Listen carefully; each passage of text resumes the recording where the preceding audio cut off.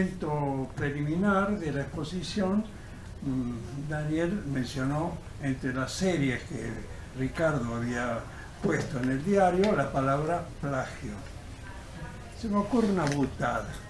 Plagio es un anagrama de Piglia.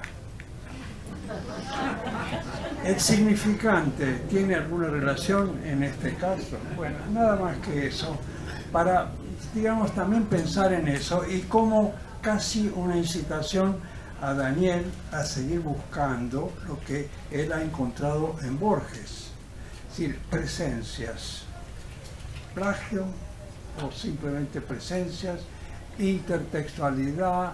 Ahí empieza a haber un mundo de cosas en las que, digamos, la idea, la fantasía de la desnudez del escritor respecto de lo que está escribiendo se pone también en duda. Se pone también en duda. Vieja imagen quizá romántica o platónica, si ustedes quieren, más que romántica, que se pone en duda eso. Respecto podría decir más cosas, pero bueno, quiero decir esto para salir rajando y que no me ataquen a la salida como ocurrió con la mesa anterior. Esto que me resuena, ¿no? Es decir, el género policial, ¿no? Está, digamos, presentado en varias oportunidades con un grado de generalidad, de universalidad enorme. Lo cual me hace preguntar por qué llamarlo policial. El enigma está en toda la literatura, también lo dijiste. Es decir, ¿por qué policial? Porque ¿no será esa designación una resignación frente a lo, digamos, a lo referencial? Como hay un policía, casi siempre género policial, pero también un criminal. ¿Por qué no lo llamamos género criminal? Porque realmente el problema no es tanto la policía como el criminal. Ese es el problema, porque esa es la fuente del enigma. ¿Por qué alguien mata? ¿Por qué alguien mata? Eso es lo que se trata de determinar. Justamente, toda la apelación a la causalidad en el llamado policial clásico es saber por qué mata. Última observación, una ocurrencia que vengo manejando estratégicamente en los últimos tiempos, la idea del dinero. Es cierto que uno de los trabajos más interesantes de Ricardo es sobre el juguete rabioso de Roberto Arlt, donde hay la temática del dinero. Entonces se me ocurre se me ocurrió hace un tiempo, y lo digo acá, que hay tres intereses o preocupaciones del ser humano que son el dinero, el poder, el sexo, en ese orden. Piensen. A ver de nuevo. El dinero, el poder y el sexo, en ese orden.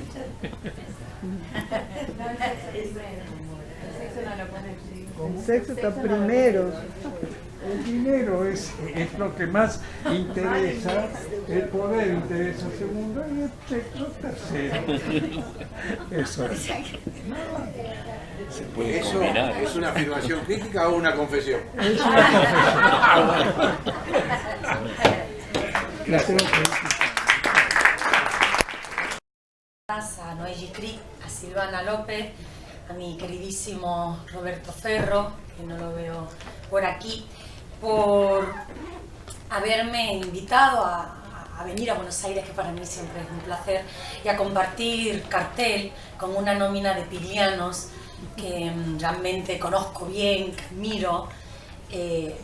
Realmente es un privilegio. Como es un privilegio estar en esta última mesa con Adriana Rodríguez Pérsico, aunque, si me permiten la vulgaridad, también es una putada. Me siento como una especie de telonera que va a tocar el triángulo antes de que Mizuko Uchida interprete a Bach al piano o algo así. Pero bueno, pienso que el triángulo también es un instrumento digno. Mi triángulo Se llama Ricardo Piglia, la literatura mundial, y es parte de la introducción de un libro que se llama justamente Otros Ricardo Piglia, la literatura mundial, que llevo escribiendo ya hace más de una década y que por fin sale en el mes de octubre en la editorial iberoamericana Verwer. El texto que les voy a leer, que les voy a interpretar, se lo quiero dedicar a una de mis mejores amigas, una amiga del alma, que ha sido un faro para mí siempre y lo sigue siendo, Magdalena Cámpora, que es una borgiana mayúscula. Va por ti, Magda, mi triángulo. Bueno, comienzo con dos citas. Una de Piglia, de las Tres Vanguardias. Discutir entonces la situación actual de la novela en la Argentina supone tener siempre en cuenta esa tensión entre literatura nacional y literatura mundial que forma parte de la tradición del género. Segunda cita o pórtico, es de Peter Weiss, de la estética de la resistencia. ¿Y qué es eso de la línea correcta?, preguntó mi madre. Siempre hay algo de clerical en ella, como si quisieran hacernos creer que solo existe una verdad. Y también voy a hablar de verdad, ¿no?, de lo que tienen que ser las últimas lectoras, aunque somos las que llegamos tarde. 1. Punto de partida. Hasta la fecha, la crítica especializada en la obra de Ricardo Piglia se ha centrado principalmente en develar los modos en que el escritor se apropia de la tradición nacional para articular una política de la literatura que produce un disenso, como lo piensa Rancière, en la estructura del campo cultural argentino.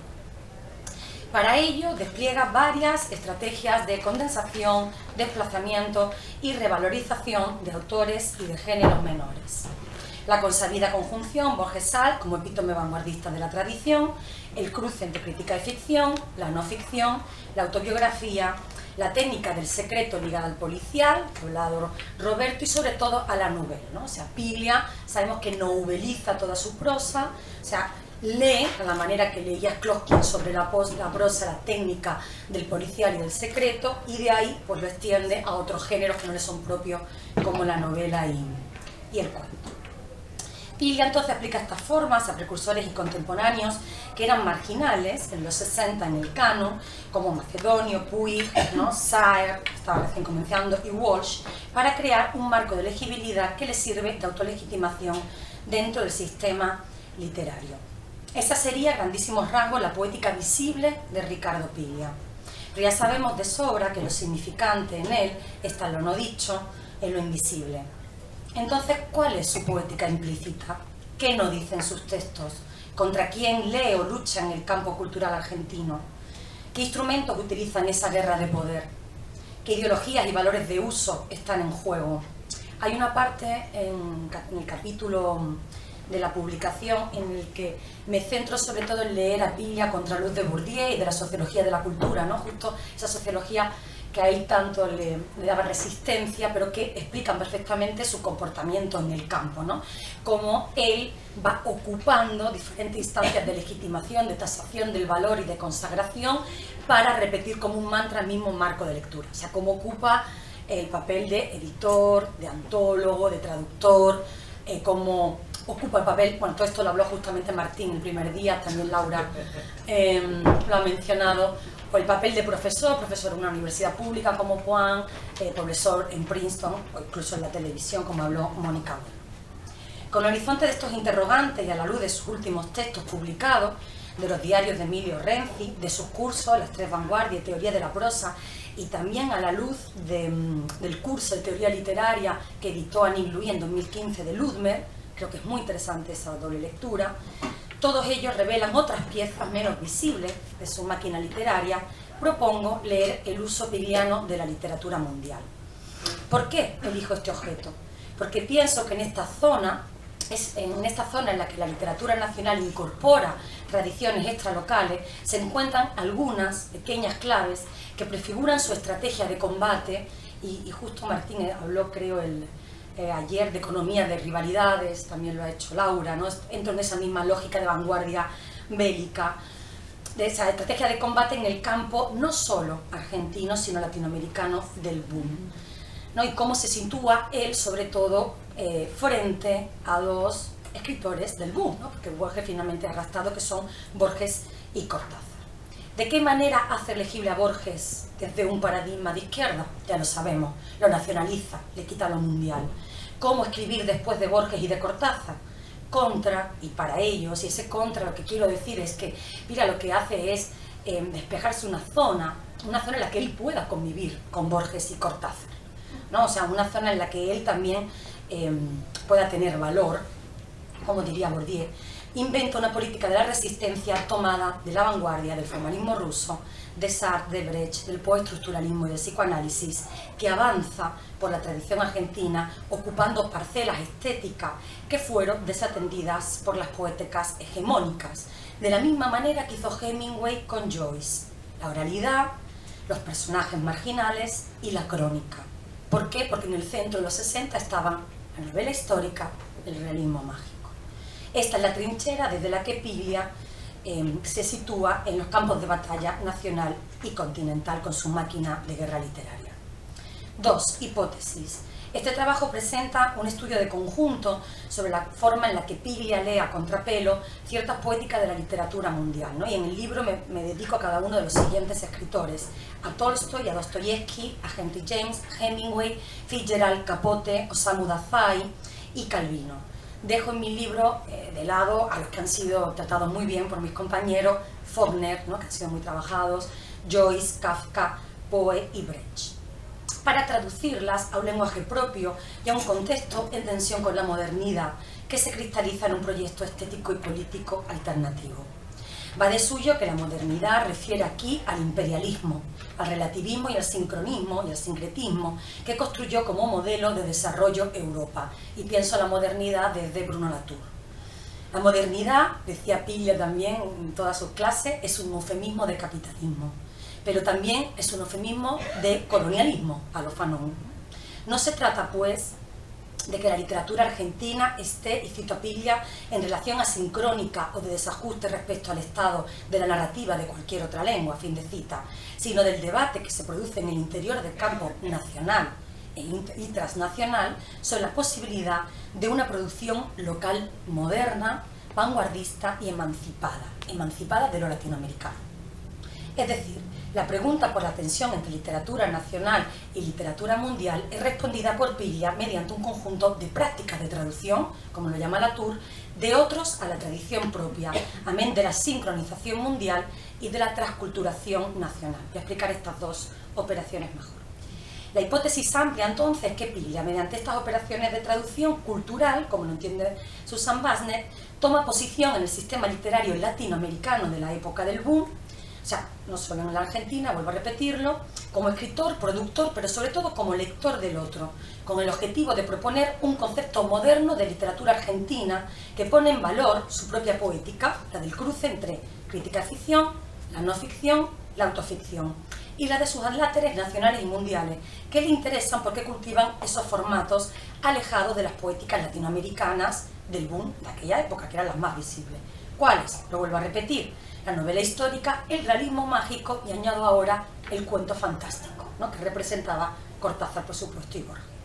¿Cómo lo hace? En un periodo en que la literatura latinoamericana es entendida como otredad estandarizada, en esos 60, como si fuese una unidad cultural unívoca, bajo ese prisma eurocéntrico de exaltación del exotismo y de la violencia política, Piglia vindica algo completamente diferente: la especificidad y el valor de las poéticas plurales latinoamericanas, ¿no? Ya sabemos que el curso que daba sobre el barroco en Carpentier, la oralidad en Arguedas y lo fantástico en Macedonio. Bueno, pues Piglia justamente está en contra de esa imagen eurocéntrica, quiere romperla, vindica esas especificidades, pero lo hace también sobre la base del modo en que esa especificidad está en síncrono, como él lo llama, con la literatura mundial. Es decir, hace encajar al otro mundial en lo propio argentino, en contra de lo latinoamericano. La posición, entonces, no es, como en el resto del caso de los autores del boom, lo local frente a lo latinoamericano, o lo latinoamericano y lo mundial, sino lo local mundial. De esta manera, Piglia lee la literatura nacional como si fuese literatura comparada, ¿no? Esa sería como su poética implícita. Cito a Piglia: me parece que los narradores que escribimos hoy en América Latina estamos en contra de la tradición, estamos menos preocupados por la diferencia latinoamericana y más conectados y en diálogo con lo que pasa en la literatura de otras lenguas. Obviamente me siento mucho más cerca de John Berger o de Calvino que de García Márquez. Fin de cita. El fin es claro: deslatinoamericanizar la literatura argentina para cambiar el régimen de legibilidad que impulsó el boom, un régimen que es horizontal, que es centrípeto y mítico y que es anacrónico, frente a uno que es vertical, que es el que propone Piglia, centrífugo, ¿no? Porque justamente lo expande a lo mundial, y sincrónico. Por eso dice que no se puede escribir fuera de las literaturas nacionales, insiste en eso, que es lo mismo que decir que no se puede escribir bajo el yugo de una identidad latinoamericana impuesta por la mirada eurocéntrica, porque hay que resaltar esa especificidad de la tradición del Río de la Plata, de la que después hablaré. En rigor, en las décadas de los 60 y de los 70, la mediación nacional era una vía factible para resolver esa tensión entre la cultura mundial y la cultura local. La acción de Piglia es poner de relieve tres poéticas nacionales que definen tres usos, ¿no?, que son propios de él, de la literatura mundial. A saber, crítica y ficción, Saer Calvino; la no ficción, Walsh Capote; y la autoficción y la autobiografía, Puig Pavese. Esas son las piezas que elige para que funcione su máquina de guerra literaria, toda vez que sirven de trinchera para defender su poética en contra de otros contemporáneos como Libertela, Lamborghini o Fowell, que le hacen frente y que también se ubican en los mismos lugares de esa tríada, también se ubican en esos géneros que son marginales a lo Deleuze, es decir, la crónica, o la no ficción, la autobiografía y la crítica y la ficción, ¿no?, en el caso de Libertela. Con esa táctica no solo crea un contexto de lectura, sino que además se enfrenta a las narrativas hegemónicas que podían ganarle la partida, las del boom, el cuento fantástico de Borges y de Cortázar. O sea, las preguntas que nos podemos hacer y que él le hace, por ejemplo, a Cortázar es: ¿qué queda de Piglia si lo leemos desde García Márquez? Y si lo leemos desde Cortázar. Claro, la pregunta que podríamos hacer, siendo muy provocativa, ¿no?, en la línea de Laura de crítica y fricción, sería ¿qué pasa si lo leemos desde Libertela o desde Lamborghini, ¿no? Piglia necesita ubicarse en otra serie, lo tiene muy claro, esa serie es la de Saer, la de Puig y la de Walsh, pero también en la de Onetti, hablaba Roberto de esto, aunque este lo invisibiliza porque le debe demasiado, y pone en su lugar a Faulkner. Claro, Faulkner fagocita a Onetti, pero luego también pone a Henry James, a Hemingway y a Fitzgerald.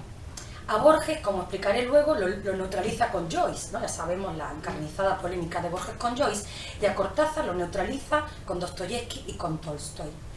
Así Piglia construye un marco también de lectura estratégico que pone en valor su poética, su estética y su política. Y esta puesta en valor es necesaria, no la estoy juzgando y no creo que sea mala, ¿no? O sea, me parece que eso justamente lo aprende Piglia de Borges, hace exactamente lo mismo, ¿no?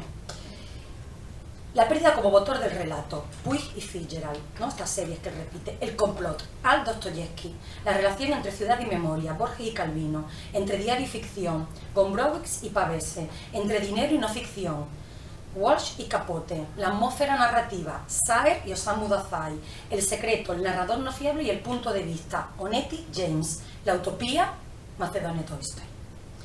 Todas, por supuesto, más palabra que él, o sea, no uso constelación, no uso influencia, uso justamente el concepto de Tinianov. Son sinópticas como la máquina del último lector y las posibilidades combinatorias son infinitas, ¿no? O sea, 3. Literatura mundial. ¿Cuál es la relación de Piglia con la literatura mundial exactamente? O sea, ¿desde dónde? O sea, esta pregunta en realidad es ¿desde dónde lee a ese otro? ¿Y qué trabajo de traducción lleva a cabo? ¿Cómo y desde qué zonas de su obra ha hecho esos usos? ¿Qué ideologías de nuevo están en juego? Antes que matizar, y esto creo que es importante porque el debate sería que la literatura mundial de la que estoy hablando, por supuesto, varía en cada época y que siempre responde a una ideología. La que yo uso es marxista, que es la misma que utiliza Piglia, es decir, el concepto de Goethe, que entiende que la literatura mundial es un modo de producción específico para las tradiciones periféricas, antes que un modo de circulación. O sea, es decir, que no estoy entrando en esta concepción de literatura mundial que ha creado Damrosch y Harvard, o sea, y que ya han desmontado Mabel Moraña, Hugo Sugar, Graciela Montaldo. O sea, que justamente ponen el acento lo contrario que Piglia, en los modos de circulación, ¿no? En que el valor se tasa a través de la traducción. Piglia no. Piglia entiende lo mundial desde dónde se produce, o sea, desde un punto de vista marxista. Es un valor de uso, entonces, más que un valor de cambio, ¿no? Esto es importante. Es un gesto anticapitalista, de apropiación del otro hegemónico. O mejor, es una política de la literatura como una política de la traducción o de la mala traducción o de la falsa traducción. Es decir, estaría más cerca de esa fórmula postcolonial que piensa la literatura mundial como aquella que se desarrolló al margen o en tensión con los modelos metropolitanos, ¿no? Como explicó Locane. Entonces, ¿qué pasa? Se pregunta Piglia cuando uno pertenece a una cultura secundaria. ¿Qué pasa cuando uno escribe en una lengua marginal? Lo que pasa detrás de esta pregunta es la idea borgiana, que ya se ha repetido también hasta la saciedad, de que la tradición argentina es marginal o secundaria con respecto a la literatura mundial y a la libertad que eso le confiere al escritor para hacer malos usos, malas traducciones, para plagiar, para inventar apócrifos. Es lo mismo que la categoría de literatura menor de Deleuze y de Guattari, que pone en conflicto la relación estable entre lenguaje y lugar. Entra el litigio entonces con el uso mayor, el genérico y el jerárquico del lenguaje. Para Piglia, de hecho, la tradición del Río de la Plata siempre ha tenido cierta autonomía en el conjunto de América Latina. También se ha hablado, por su lenguaje extraño, extranjero, por esa cuestión exiliada que tiene la lengua. Ahí reside la identidad literaria argentina, en ese uso desviado, falso, errático de las tradiciones mundiales. Traducción. Para Piglia, la tradición es traducción. Después será extraducción, que justamente esta parte la he quitado porque ya habló de ese texto ayer Luis Guzmán. O sea, pero justamente cómo pasa de la tradición canónica argentina a la traducción, ese proceso, y a crear una extradición, ¿no? O sea, justamente recuperando lo que está fuera. Dado que la literatura mundial es en y desde la literatura nacional, lo que implica la puesta en práctica de una doble mirada. La mirada microscópica de Adorno, que él repite también muchísimo, pero que en realidad no es otra cosa que un close reading, que una lectura técnica, que una lectura de escritor, también la llama él, ya que el traductor lee como justamente un escritor, significante por significante. Y la mirada astrábica, la de Europa y Sudamérica, esa que se llena esa forma irreverente, como escribió Borges en El escritor argentino y la tradición, de apropiación de otras literaturas como si fueran una misma lengua común, es decir, una lectura distante, un distant reading.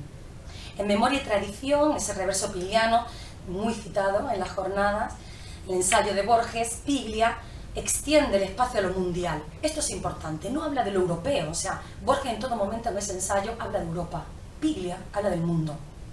O sea, Piglia, por supuesto, le interesa rescatar lo norteamericano, lo japonés, lo asiático, lo ruso en ese momento. Y sentencia, la tradición perdida, la traducción, la memoria extranjera, la cita falsa, la identidad de una cultura se define por el modo en que usa la tradición extranjera. Fin de cita. En esta frase está condensada toda la poética de la traducción de Piglia, una manera de entender al otro y de relacionarse desde el margen con el centro del mundo y con la idea capitalista de propiedad. Y esto es importante, frente a la violencia del capitalismo, de alguna manera Piglia responde con anarquía literaria, ¿no? Desde los años 70, como precisa Corral, esto es clave en su poética, hasta el punto de que anunció la publicación de un libro que se iba a llamar, que nunca salió, justamente Traducción, Sistema Literario y Dependencia. Incluso en una encuesta que él hace los libros en el 72, responde: en mi caso estoy trabajando desde hace mucho tiempo en el análisis de las relaciones entre literatura y dependencia, a partir de la traducción entendida como modo de apropiación y como génesis del valor. Esto es importante. De esta manera se trataría de hacer ver este proceso ideológico de reproducción de las relaciones con el imperialismo como equivalente general, cómo se construye un sistema literario en el que la dependencia funciona a la vez como condición de producción y como espacio de lectura. Fin de cita. El costado ficcional de este texto teórico, como siempre pasa en Piglia, ¿no?, en esa prosa pensante, sería, o sea, el valor de uso, la ciudad ausente, que es donde mejor trata la temática de la traducción en su relato La isla. Ahí aparece la imposibilidad de pensar el original sin la copia, lo local sin lo mundial, el yo sin el otro, lo propio sin lo ajeno. El sujeto escindido. El objetivo final es narrar en la lengua materna como si fuera una lengua extranjera para lograr la desautomatización de la lectura, el distanciamiento brechtiano, como lo queramos llamar, y revelar el estado del lenguaje. Dice Piglia, el traductor de un libro impone su manera de leer ese libro y siempre hace aparecer otra cosa. Por eso los clásicos tienen que volver a ser traducidos, porque el traductor fija incluso el estado de la lengua en ese momento. Y ese estado cambia constantemente. O sea, lo que él hizo con, por ejemplo, el libro de Hemingway, ¿no? Hombres y mujeres, justamente, ¿no? Que lo argentinizó. El escritor funge de traductor de otros escritores a la tradición propia desde la confrontación y desde la creación material de otra lengua y cultura en otro contexto cultural.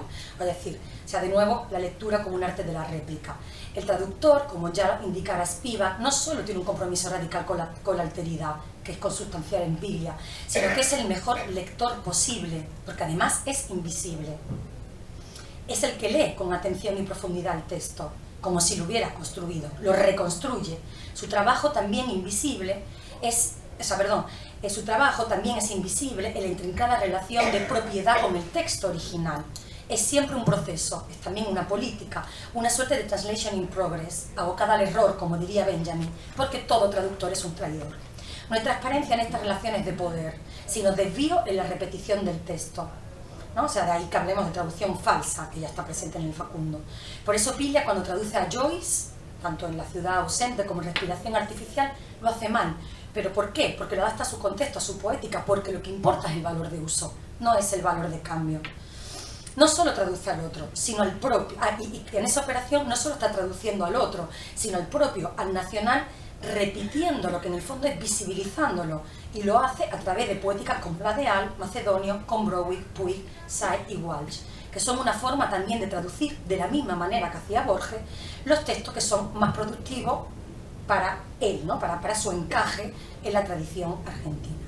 Así, de alguna manera pienso que se vale del mismo método de Marx en el 18 Brumario de Luis Bonaparte, cuando repite y repite para producir différence, para producir diferencia. Es decir, un murmullo anónimo de voces del mundo en un texto otro que muestra la forma en que se desestabiliza la identidad cultural en aras de un nuevo modo de creación cultural. Dice Klossky, el escritor marcha hacia sí solo a través de las obras literarias ajenas, las que suenan al oído de su época, esas que él se dedica a contaminar, fin de cita, es decir, a traducir mal. En rigor, la repetición sabemos que es esencial en Piglia, también de sus propios textos, como mecanismo que hace proliferar la narración, ¿no? Como por ejemplo Encuentro de San Nasser, pero también como un modo de llevar a la ironía. A la ironía también pensada desde Kierkegaard y desde su libro La repetición, es decir, a la traducción como repetición desviada, también como parodia, entendiendo lo paródico en los mismos términos de Piglia, como un discurso doble que enuncia a la vez un texto propio y ajeno. Por eso Kafka y Joyce ocupan un lugar sobresaliente en Piglia. En pleno debate sobre la muerte de la novela en la primera mitad del siglo XX, Borges declara que el Ulises es la última fase de la disolución del género novelístico, que lo mejor de Joyce es su música verbal, es decir, con la mala leche de Borges, que es lo poético, no lo novelístico, y que Finnegan's Wake es una amalgama frustrada e incompleta. Por supuesto, con ello Borges está legitimando su apuesta por el cuento, la concentración frente al gigante, a la proliferación de Joyce. Así como Piglia hace lo mismo, defendiendo a Joyce contra Borges, la novela y el Finnegan's Wake, que se posicionan justamente de su lado. La lógica es clara. Piglia, como Joyce, enmarca lo filosófico dentro de la novela.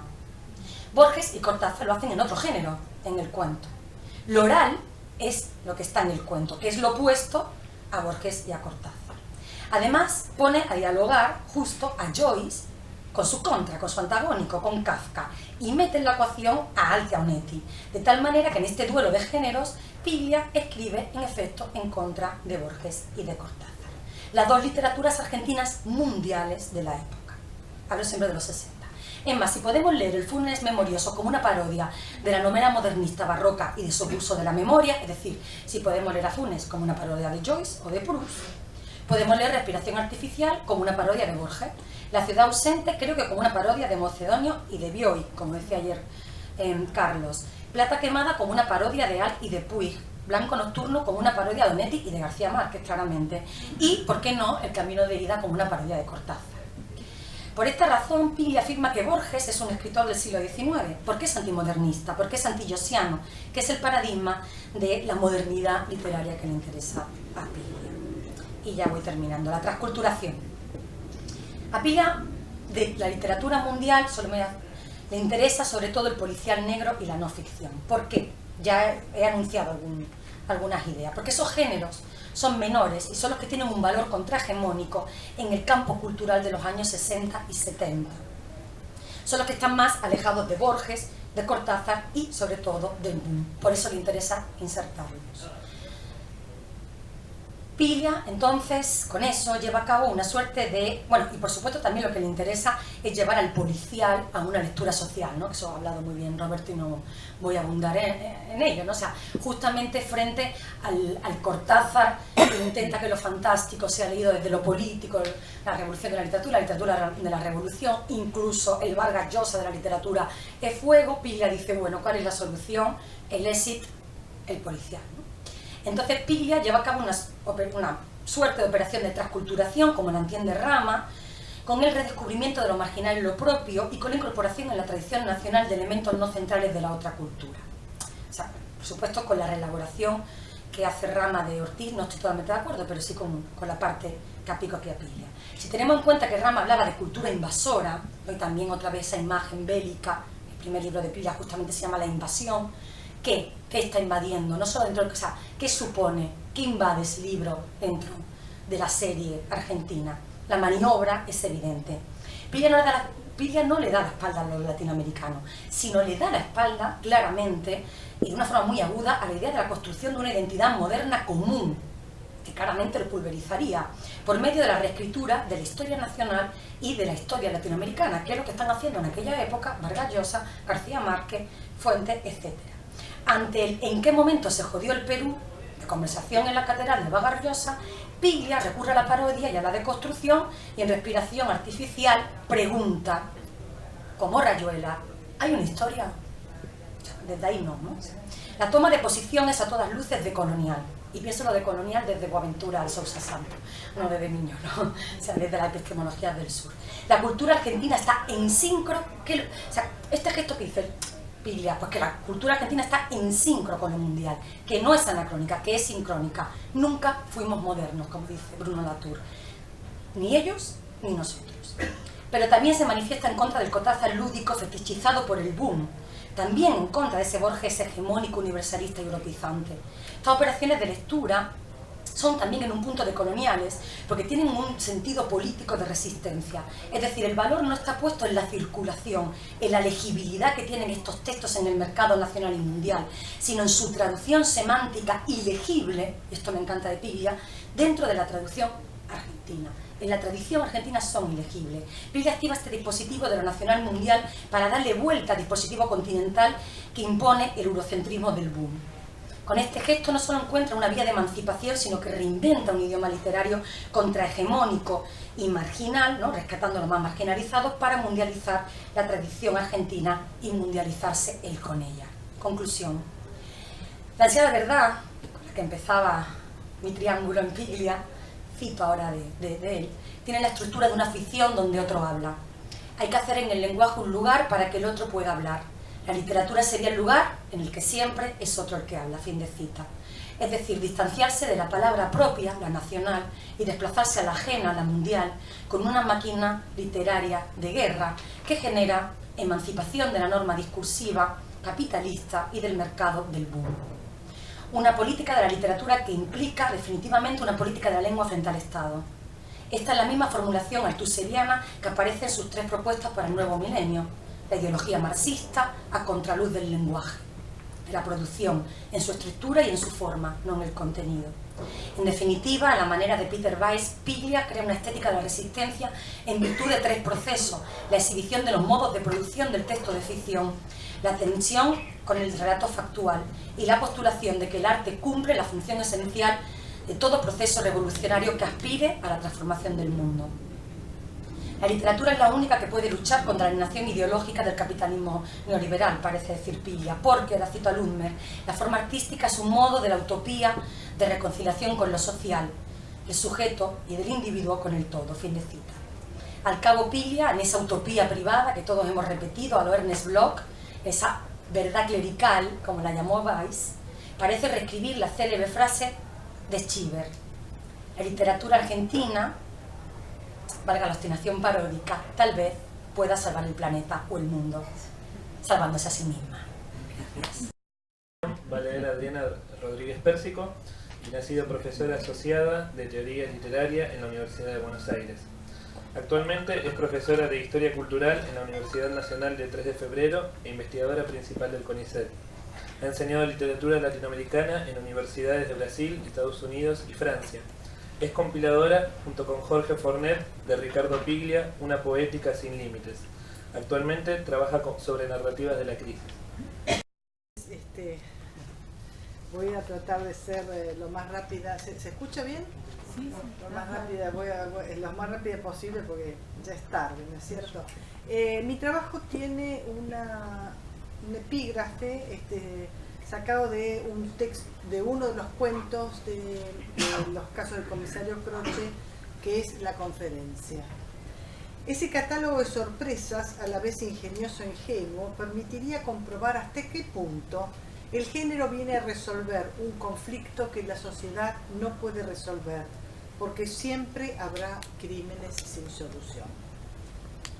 Para comenzar, elijo 3 reflexiones de Ricardo Piglia que corresponden a distintos textos. En una de ellas explica el modo de leer de un Borges miope que acerca tanto el libro a los ojos que solo puede ver signos negros de rastros mínimos, rasgos aislados que relaciona a posteriori.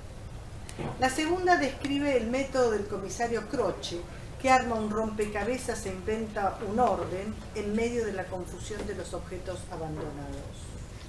La tercera cuenta un episodio del libro Días de ocio en la Patagonia, de William Hudson, donde un gaucho se prueba un par de lentes proporcionados por un viajante inglés. El uso de la prótesis óptica le permite ver en la naturaleza lo que antes no veía. Cito: no se trata de reproducir lo visible, sino de hacer visible. Los pintores abstractos han comprendido esto desde el principio y lo han llevado al límite. Se han dedicado a pintar los modos de ver la realidad antes que la realidad misma. Fin de cita. Atrapar el divino detalle, ensayar relaciones significativas, visibilizar lo desapercibido. En estas simples acciones puede caber la poética entera de Piglia, que comparte tácticas y estrategias con métodos de investigación aplicable en distintos campos. En definitiva, no hay más que libros de viajes o historias policiales. Se narra un viaje o se narra un crimen. ¿Qué otra cosa se puede narrar?, decía en una vieja entrevista de 1984. Conocemos su pasión por el género policial, especialmente en sus variantes duras. Como experto narrador, Piglia siempre usa el género para hablar de otras cosas, de la aventura, de algunos mitos, de héroes muy particulares, de la obsesión por las ideas, de la historia nacional, de una ética de la práctica.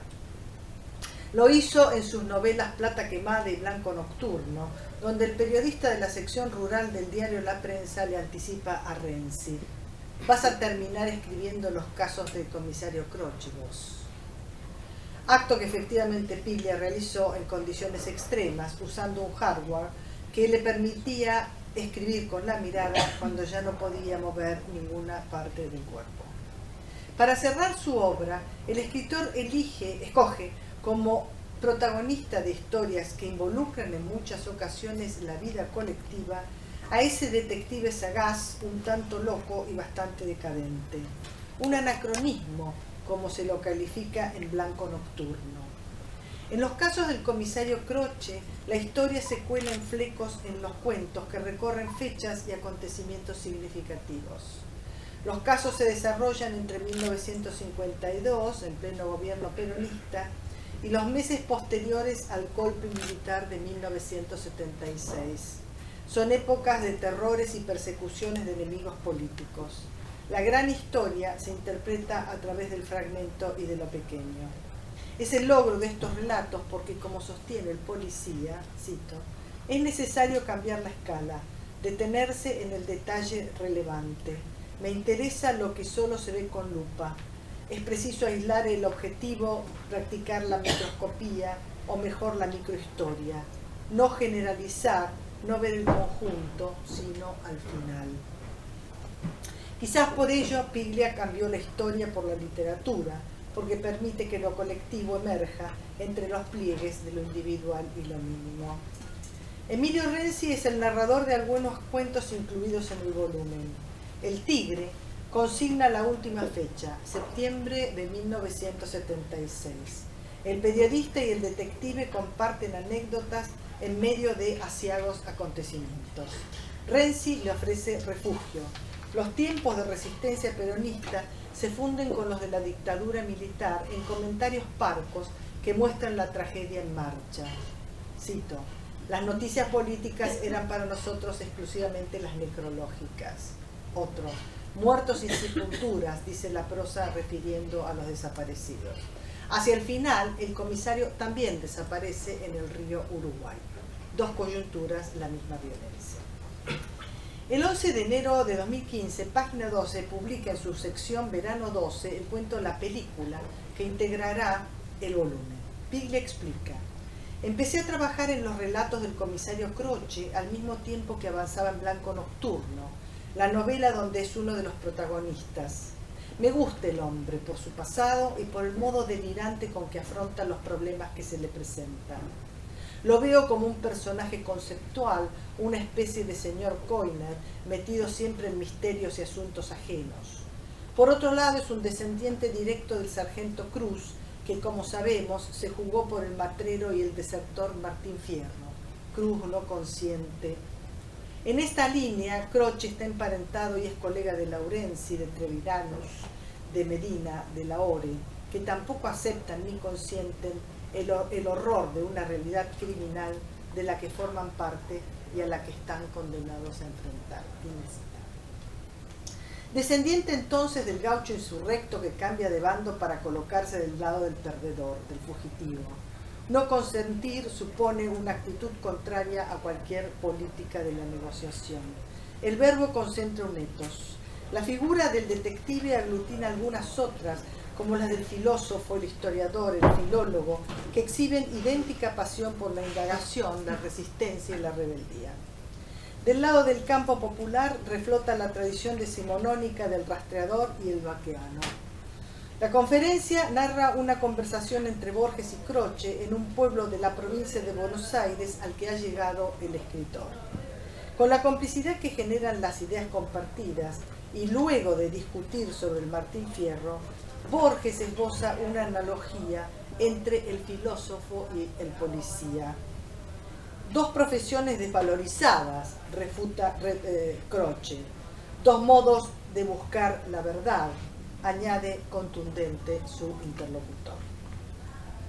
Quizás porque están fuera del mercado, exentas de centralidad, ambas toman senderos imprevistos para alcanzar una verdad que no hay que descifrar porque todo está en la superficie. Tanto el filósofo como el detective imitan los métodos del rastreador, al que solo le basta observar y conectar. En otro cuento leemos: las apariencias no engañan, son la base de mi trabajo, dijo Croce. Manchas de rulla en un pañuelo, cenizas en la chimenea, la huella de un zapato en el barro son lo único que tenemos. La verdad se manifiesta por sí sola. No hay nada oculto, no tiene ya sentido que esperemos encontrar rastros escondidos bajo la alfombra. Yo busco lo igual, el parecido en la superficie, el modo en que aparece y se manifiesta lo similar y en lo que se repite lo cierto. Leer a Piglia en esta época de palabras devaluadas, de posverdades y fake news, coloca en primer plano un anacronismo liberador que concibe la práctica literaria como una jugada ética. La puesta en ficción de la búsqueda de la verdad revela que la verdad no es, sino que adviene. Y que no se trata de absolutos, sino de contingencias. Este es precisamente mi tema.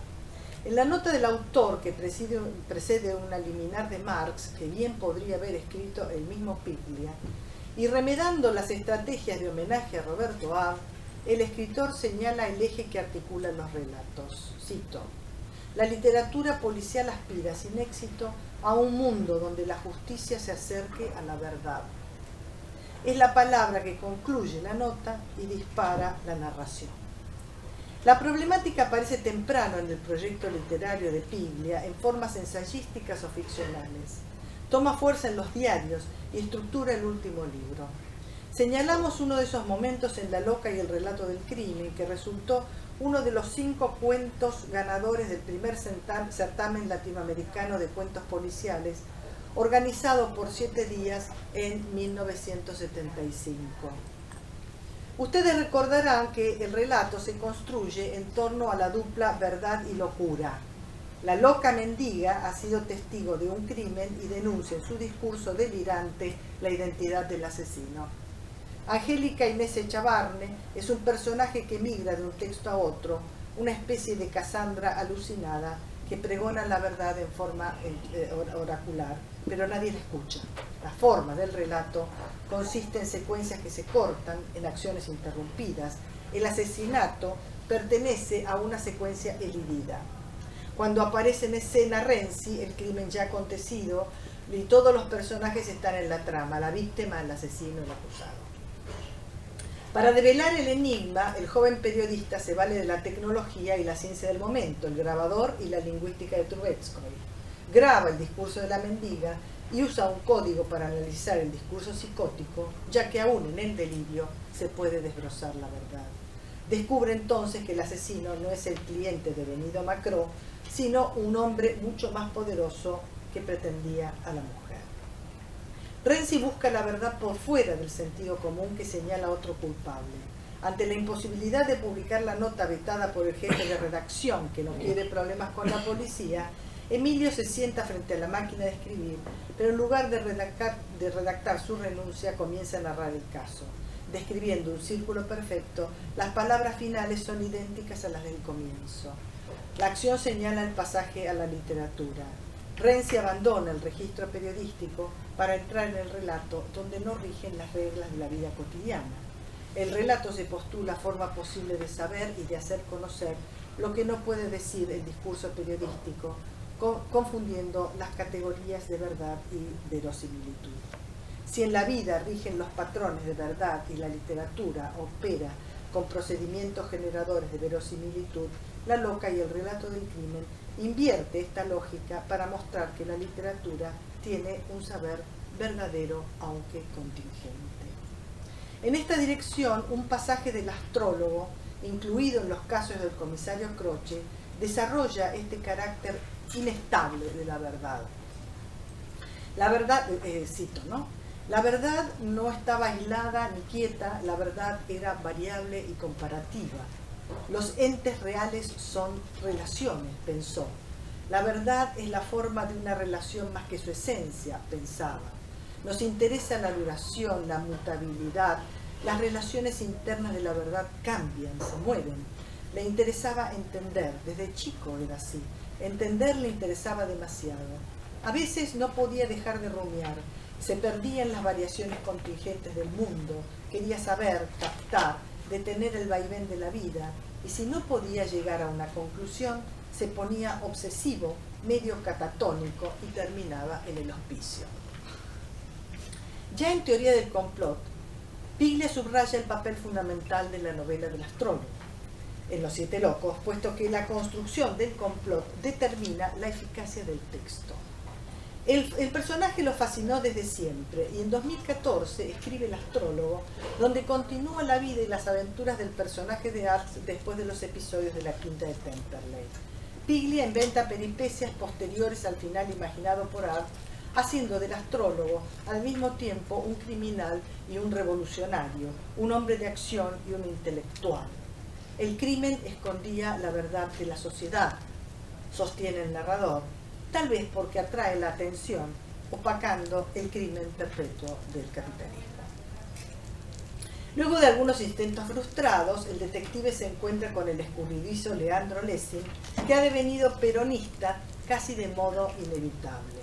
El derrocamiento de Perón los encuentra los dos en el mismo bando de los derrotados y perseguidos, y por eso pueden hacer alianzas. Me gusta, pensó Croce, es original, Está loco, pero es vivísimo. El texto le da al personaje una actuación revolucionaria en tiempos de resistencia peronista. Compone lo que falta y responde a la pregunta contrafáctica: ¿qué relaciones podría haber tenido el astrólogo con las políticas peronistas? El anarquismo acérrimo del astrólogo artiano adquiere matices e inflexiones populistas, porque de haber vivido después de 1945, ¿qué tramas habría imaginado Art? Podemos ensayar otros interrogantes que caben en el relato. ¿Cómo pensar una revolución cuando se ha consolidado un mito? ¿Cómo aprovechar el mito ya que es necesario para la revolución? Piglia le ofrece al astrólogo una muerte heroica, nacional y popular. El epitafio del periódico Azul y Blanco declara, cito: matan a 2 patriotas. Un grupo de cipayos uniformados de la revolución fusiladora allanó anoche sin orden judicial la vivienda de Leandro Lessing, más conocido como el astrólogo, y fusiló al legendario pensador nacional y a su compañera, la activista de la causa popular y defensora de los derechos de la mujer argentina, Hipólita Ergueta, cariñosamente conocida como la Renga Brava. El pueblo no los olvida y reza por ellos, que en paz descansen. A veces a Croce le toca no resolver un enigma, sino desarticular un secreto para preservar una imagen casi sagrada. Quizás la película sea a Piglia lo que esa mujer a Walsh. El escritor reconoce el origen del cuento en un mito urbano que circulaba durante la llamada Revolución Libertadora. Croce tiene la misión de ubicar y destruir una película pornográfica protagonizada por Eva Duarte y filmada antes de 1945. Las palabras finales del detective reivindican a la mujer y al pueblo que la idolatró. Cito: y a la gente no le hubiera importado y la hubieran amado igual como Jesucristo amó a María Magdalena. Es otro sentido del mito, una figura de dimensiones colosales en cuya vida nos reconocemos como parte de un colectivo. En la excepción, Croce resuelve un drama histórico, la muerte del poeta romántico Hilario Nieves, ya lo spoileó Daniel, el final, ¿no? Médico cirujano del ejército rosista, fusilado por orden de Urquiza, que resulta ser mujer. Primero, el detective emplea procedimientos de la crítica literaria. Cito: leyó el poema sin dejarse amilanar por el hermetismo de los versos, usó su técnica de asociar libremente y trató cada palabra como si encerrara una vía de escape de la cárcel del lenguaje. Intenta luego encontrar la clave que le permita descifrar un mensaje oculto, pero fracasa. Quizás porque no hay nada en un verso que sugiera Honduras. Solo resuelve el enigma cuando se pone en la piel del filólogo, examinando formas que marcan diferencias genéricas, cuando distingue las rimas femeninas de las masculinas, las alternancias de versos graves y agudos. A partir del apego a las formas es posible tejer una trama de sentidos, un campo semántico configurado por series donde entran el disimulo, la mentira, el fingimiento, el artificio que conducen al develamiento de una identidad enmascarada. Por último, ya estoy terminando, quisiera volver a algunas ideas que desarrollé en otro lugar, en un artículo que se publicó hace unos meses. Se trata de la relación entre el olvido, la memoria y la verdad. En Un día en la vida, especie de novela incluida en el tomo 3 de los diarios, el tema del olvido ocupa una extensión considerable. Aunque aparece en otros contextos, me detengo en los pasajes que narran una clase de Renzi en la Universidad de Buenos Aires sobre el olvido en la literatura. Cito: en esta serie quisiera retomar la noción de olvido. Hay algo olvidado porque es indescifrable o porque es incomprensible o porque alguien lo ha borrado. Pero la cuestión para nosotros es si el olvido puede ser deliberado y qué clase de estrategia sería esa que provoca o produce un olvido, es decir, que algo sea olvidado. Renzi persigue etimologías. Didáctico explica el significado de la palabra aletheia, verdad en griego, que refiere, cito, al estado en el que las cosas no pertenecen al olvido, es decir, son conocidas y patentes, y por eso son esencialmente verdaderas. Aletheia y lethe comparten la raíz del verbo lanzano, que significa no ser manifestado, estar latente. Y como cuando algo escapa a nuestra percepción podemos equivocarnos, asegura que la memoria es una herramienta para defendernos del error. La memoria tiene un papel fundamental como compañera de la verdad.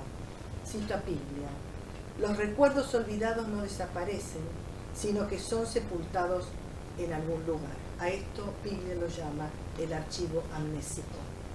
El olvido se opone a la verdad. Quizás sea ese el motivo por el que decide publicar los diarios. Piglia, Renzi, se construye un lugar en la historia de la literatura. Escribe para que la historia no lo olvide, ni olvide que existen esos modos jubilosos de vivir la pulsión. En la doctrina de Platón acerca de la verdad, que Heidegger escribió en 1940, analiza el mito de la caverna que desarrolla Platón en la República. La partícula privativa A, presente en aletheia, cambia el sentido del vocablo para significar lo no oculto o lo desoculto, que es un modo en el que tiene el ser de hacerse visible algo que está velado. El filósofo subraya el carácter agonístico del proceso. La verdad no se abre paso de manera pacífica o armoniosa. Por el contrario, verdad significa primariamente lo arrancado con lucha a la ocultación en que yacía. De modo que verdad es ese arrancar con lucha y siempre en la forma de un desentrañar, dice Heidegger. Arrancar, lucha, desentrañar, tres términos que raramente asociamos con una idea de verdad resplandeciente, clara y definida. El concepto adquiere un sentido conflictivo y prometeico. En él todo es movimiento y transformación, posibilidad y ocurrencia. Hay un sujeto que realiza con dedicación y esmero esa acción de volver visible. Yo coincido con Ferro en una cita de cuando él habla sobre la ficción y la realidad, que es una entrevista vieja de 1984, cuando le preguntan sobre la especificidad de la ficción, ¿no? Y entonces él ahí explica la particular relación que tiene la ficción con la verdad y agrega una voluntad, su voluntad de articular ambos términos. Rápidamente leo la cita que ya leyó Ferro. Me interesa trabajar esa zona indeterminada donde se cruzan la ficción y la verdad, antes que nada porque no hay un campo propio de la ficción, de hecho todo se puede ficcionalizar. La ficción trabaja con la creencia y en ese sentido conduce a la ideología, a los modos convencionales de realidad y por supuesto también a las convenciones que hacen verdadero o ficticio a un texto. La realidad está tejida de ficciones. En esa oportunidad establece diferencias entre el discurso ficcional y el discurso crítico, ya que, cito, todo el trabajo de la crítica, se podría decir, consiste en borrar la incertidumbre que define a la ficción. El crítico trata de hacer oír su voz como una voz verdadera. Hasta aquí la palabra de crítica. El párrafo echa por tierra la ilusión de objetividad. Todo se trata de un como si, y en esa dirección podríamos decir que el trabajo de la crítica se acerca a la ficción, puesto que la ficción misma se define en esos términos. En el enunciado no hay posiciones dogmáticas. Se concibe a la crítica como una práctica que se esfuerza por alcanzar algún tipo de certeza. No se trata de una verdad única o incuestionable, sino más bien de su producción. Como sostiene Badiou, el arte es productor de verdad, junto con la política, el amor y la ciencia. En esos cuatro campos se produce el advenimiento de acontecimientos verdad. En su extraordinario y breve ensayo Una propuesta para el próximo milenio, Piglia aproxima, esto es en el final del texto, Piglia aproxima a Walsh y a Brecht por el trabajo con el lenguaje y la conciencia del estilo. Cita allí un pasaje de 5 dificultades para escribir la verdad, que es un texto de Brecht, al cual Piglia una y otra vez retorna. Y ahora lo cito a Piglia, que a su vez refiere a Brecht. Tener el valor de escribirla, la perspicacia de descubrirla, el arte de hacerla manejable, la inteligencia de elegir a los destinatarios y sobre todo la astucia de saber difundirla. Las 5 dificultades y la propuesta esbozan la esperanza de una literatura futura. Las reflexiones encajan en su concepción de la literatura como un espacio donde la verdad puede ser dicha, mientras la propuesta articula el tono necesario. El desplazamiento pronominal, poner el dolor en boca de otro. El pudor, la contención, son formas del distanciamiento que convienen a tal fin.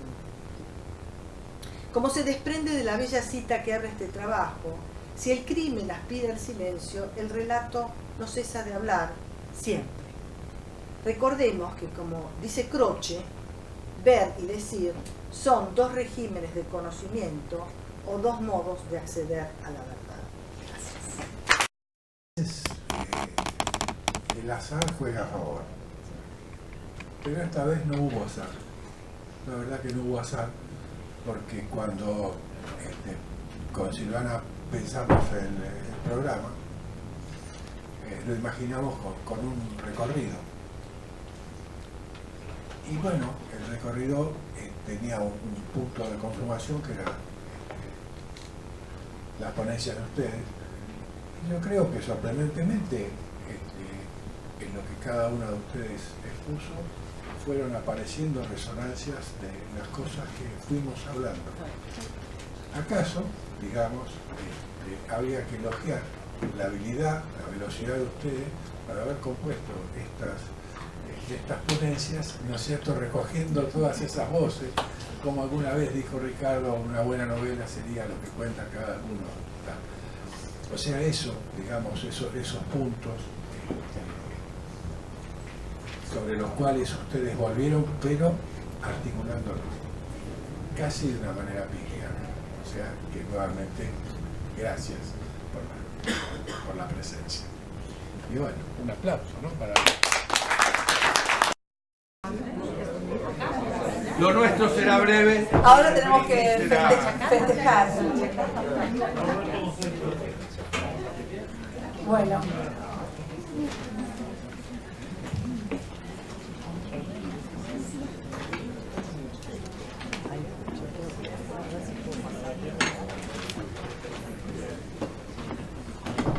Bueno, nuevamente a Roberto para que cierre, porque se hizo un poco tarde. Gracias a todos por la presencia. Y estoy, la verdad, sumamente conmovida y emocionada por la convocatoria de estas jornadas, porque hemos, cada uno de los trabajos de los ponentes que se ofrecieron tan amablemente a participar de ellas, nos hicieron repensar todos los ejes y los nudos y las problemáticas que nos provoca la escritura de Ricardo Piglia. Así que bueno, le cedo la palabra a Roberto.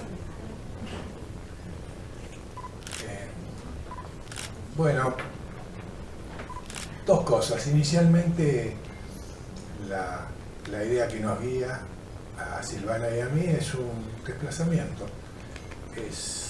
Creemos, y lo hemos padecido, de que muchas veces el discurso universitario, mejor universitario que académico, ¿no?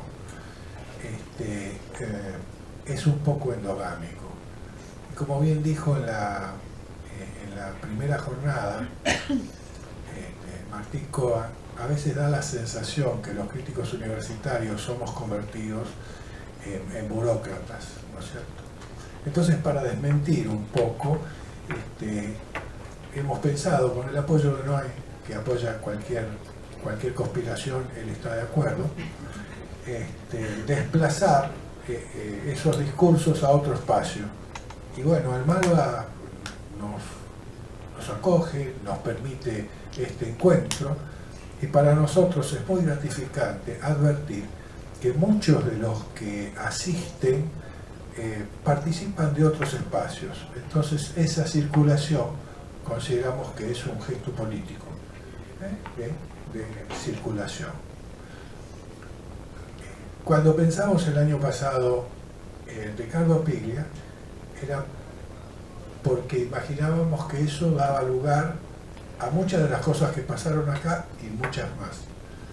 Y supongo que es una obra que estará en debate por mucho tiempo. Incluso en la presentación de Daniel, que es sereno y provocativo, ¿no es cierto?, constantemente haciendo el señalamiento de ese yacimiento que hay allí con los cuadernos, que tiene que ver con una memoria y un tiempo, ¿no es cierto?, que no es nada más que una versión de eso. Y después, básicamente, de parte mía, agradecer a los colegas que me acompañaron, que nos acompañaron, María Claudia, Denise y Héctor. Siempre, siempre. Yo creo que vale la pena hablar en epitafio, ¿no es cierto? Para cerrar voy a decir mi epitafio, ahora que tengo a mi compañero al lado, lo puedo decir. Pensando estas jornadas y pensando a quienes me acompañaron, creo que lo que más me ha distinguido es la paciencia. Quiero decirles a ustedes que ese es el único mérito, ningún talento, algo heredado y familiar. Bueno, muchas gracias, hay un brindis. Si ustedes atravesaron todo esto, no se pierdan el brindis.